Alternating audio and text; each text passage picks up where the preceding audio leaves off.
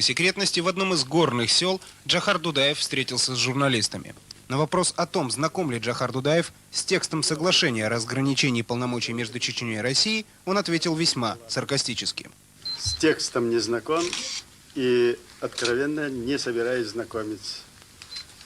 Но мы готовим сейчас подписание нового соглашения о вхождении России в состав Чечни. Столь же резко Дудаев высказался и в отношении инициатив Руслана Хасбулатова. Откровенно вам заявляю, не знаком с этими заявлениями, ни с его содержанием, поскольку Руслан Хасбулатов частное лицо. Если высшее руководство России ничего не решает, а что может решить Руслан Хасбулатов со своими идеями? Джохар Дудаев считает, что возобновление мирных переговоров возможно только в том случае, если в России сменится власть. А пока война перерастает в новое качество.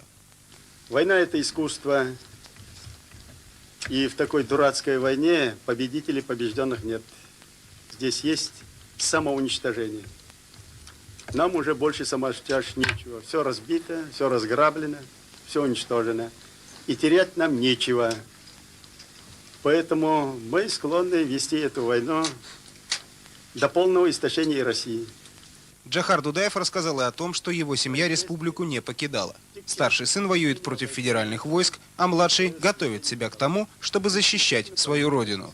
Илья Канавин, Максим Ушанов, Северокавказское бюро НТВ из Чечни.